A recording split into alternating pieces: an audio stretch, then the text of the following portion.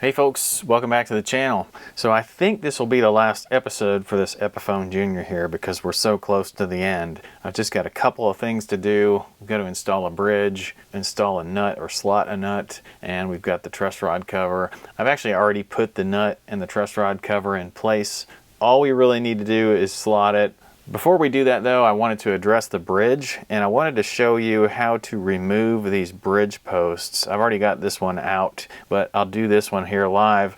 Now the real easy way is to get a long bolt that's the same thread and just run it all the way down and turn it out. You may not have a long bolt like that, and there is one other solution that I've been using here today, which is to take basically a piece of a bolt or a piece of metal rod like I've got here. This is just a piece of aluminum that I cut, and drop it into the bushing. Now this only works on hollow bushings, by the way, so make sure you can see wood at the bottom of your bushing. But anyway, drop that in the hole and then thread in your regular old post. And it will eventually bottom out on the top of that piece of metal, and then just start to tighten.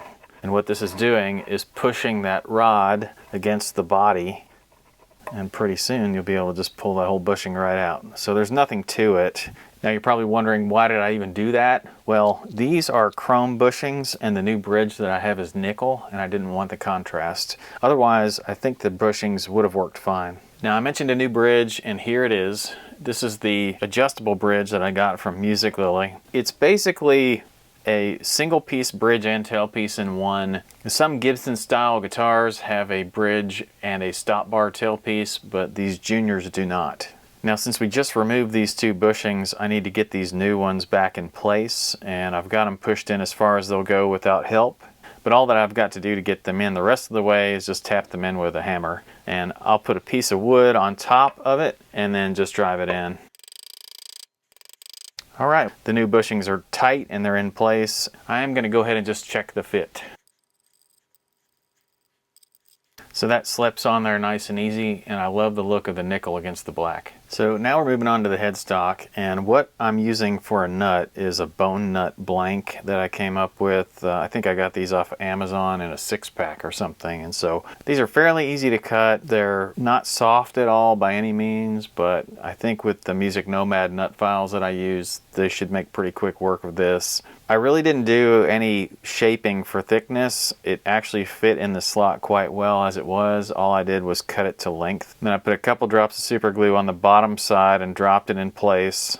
And then as it dried, I just clamped it with a set of spring clamps and just left it there until it dried. And then I went ahead and installed this Gibson truss rod cover. It's not an actual Gibson truss rod cover, it's an Epiphone truss rod cover that says Gibson. And they use these a lot on the earlier model Epiphones, and that's kind of what I was going for with this. I just happen to have one of these laying around, and I prefer it to the blank one. So anyway, just dropped this in place, drilled 3 holes, ran those screws in, and now we're ready to slot this nut. And you'll see that I've got the string locations marked already in pencil. Now what I did on those, you can use a ruler, and they actually have specially marked rulers for marking string locations, but I didn't use a ruler at all. What I used was an old nut. So I just took an old Gibson nut or Epiphone nut and put it right up against it and just drew my reference lines from there. If I didn't have that, I would try to figure out how far from the edge that I wanted my 2 E strings and mark those first, and then mark the other strings in there equidistant from each other. Now I've shown the process of filing a nut before, so I'm not going to go through the whole thing with you, but I did want to talk a little bit about some tools and some things that are different about shaping a nut that doesn't have any slots already built into it. The first thing you're going to want to get is a set of good nut files. I prefer these ones from Music Nomad because they are diamond impregnated and they seem to cut really fast, but you can get away with something as simple as a slim piece of metal with teeth on it, or one of those generic nut files that's just got a V shape to it that you can cut as deep as you want. Any of those are fine, but I think it's easier for the beginner to use a set of files that is specified for specific diameters of strings like these Music Nomad ones are.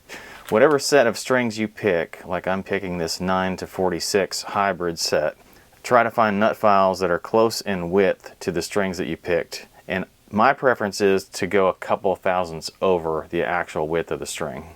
So in my case, I have a 9 high E string and I'm using a 10 nut file, 11, 13, and so on and so forth. So that's my preference, but you can play around with it on your own.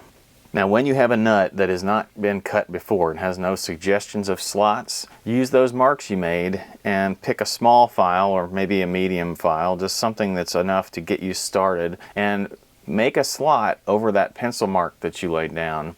The beginnings of a slot are going to give you the guidance you're going to need to make those slots deeper in the end. From that point on, installing a nut is exactly like I've shown in the quick tip videos and other videos that I've done so far, so be sure to go out and look for those. The only other point that I'll make is that after you're done filing your nut for depth on the strings, you're going to want to shape the nut, and you can use a regular flat file for that. I've been using just a sanding block with a piece of 220 sandpaper on there, and it's been shaping that bone nut just fine. Also, when you're filing your nut, I do recommend putting a piece of tape on your headstock to kind of cover it up. And you can also put tape on your fretboard as well, or maybe your first fret, to cover up those areas that might get damaged when you're actually filing the nut. Now I'm going to go off camera and I'm going to continue to slot these, and when we come back I should have the strings in place and we will work on that new bridge. Alright, so after all that work filing, here we are with strings. This nut has been shaped, meaning that it's cut down to where the strings just barely poke through and sort of sit almost on top of the nut in a way, and also angled down toward the headstock. So it's got a little bit of a slope to it. Also the rounded corners, that makes it really nice to play. Kind of just took all the sharp edges off the front. It took a long time to get it that way. I know I just kind of cut the video and come back here in a couple seconds and it looks like it's done, but I mean this can take an hour or so. Now in terms of the height on these strings, you file the nut until you get them down to roughly, I use a spec of 18 thousandths of an inch on the wound strings and 16 thousandths of an inch on the unwound strings. You measure that with a feeler gauge, just like we do when we check neck relief. So there's usually multiple passes to filing a nut, so you have to take the strings on and off to keep checking that distance on that first fret. And I don't mean all the way on and off the neck, I just mean you detune, set the string to the side, file, put it back, tune it up, so on and so forth. And you can find all of that in my video on how to file a nut. Here you also get a view of the locking tuners. The way these things work, they've got a slot in the top of this lock that you could turn with a coin or a screwdriver or something, but they screw down into the post that the string passes through, and that locks the string. It's not quite as convenient as the ones that have the larger thumb screws on the back of the body of the tuner, but they actually look pretty cool and I think they kind of have their place. But I tell you one thing, I would keep a coin with me if I was ever going to play live. I'd keep a coin or a metal pick or something with me that could turn the locks off of these screws if I had to change a string. Now here's a better view of the new bridge with the strings on it. The strings pass through this way and then wrap around the top. Each one of the saddles is individually adjustable via a screw here on the front, and they're spring loaded so that they're less likely to move. And there are two other adjustment areas to note. Obviously the traditional bridge height adjustment for a Gibson is to adjust the posts here, but there are also a couple of Allen screws here in the back, and those exist just because if your intonation is not achieved where it sits normally and you need to move the bridge a little farther back, you can tighten these two screws and push this whole bridge back a little bit, and that'll help you gain the adjustability that you need. So the order of the adjustments that I did here on the guitar, I roughly set the action on the bridge as I was stringing it, then I slotted the nut, got these first fret measurements where I wanted them, then I readjusted the action. After the action, I did the intonation, and then the final adjustment was the pickup height itself. I also actually did check neck relief, but no adjustment was needed. You can use your own specs for all of these settings. I used 4/64 at the 17th fret for action, then I used 3/32 for my pickup height. So here it is in its completed glory, so let's plug it in and make a few sounds with it. Alright, here's some sample recordings, and this is just with my PV Classic 20 amp, and it's at a moderate gain setting. I've got the bass dialed about halfway up, and the mid-range at about 8 out of 12, and the treble is about 9 out of 12. And I'm only having extra treble added because it's a fairly dark humbucker otherwise. So here's just a few open chords.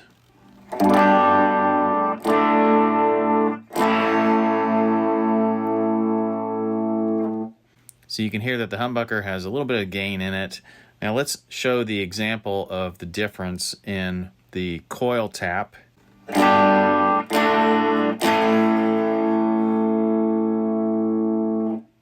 Still has a little bit of gain with the tap engaged. And now let's go with the series parallel switch.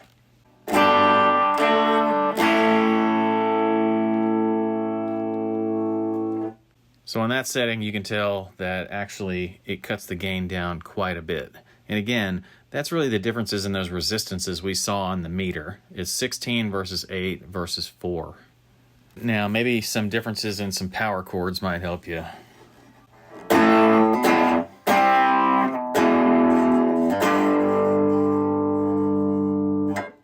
That's full humbucker. Here's the coil tap.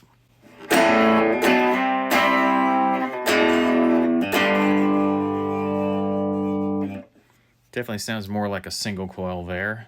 And here's a series parallel switch.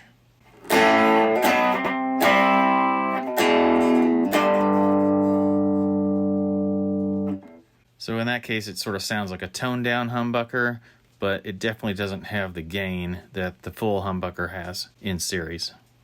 All right, just a little bit of picking now. Here's some full humbucker.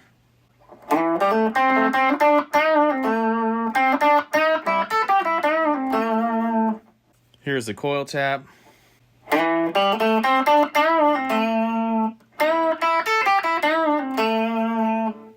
And series parallel.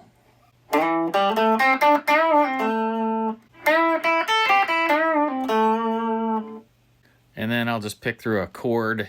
And this is full humbucker.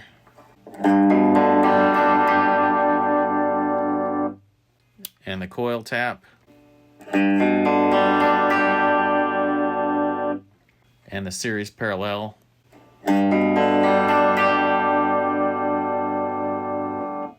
So hopefully those clips give you a little bit of an idea of the difference in sound. I'm very happy with how this thing turned out overall, and I really can't explain how damaged this thing was when I got it and the difference that's taken place now. It's definitely not a perfect guitar, but it's come light years. Thank you all for hanging out with me through this project. Thanks for all the likes and the comments. Thanks very much for visiting my Amazon links. I hope you guys subscribe. We'll be doing more projects in the future, and I'm hoping you want to see those. So thanks, and I'll see you guys next time.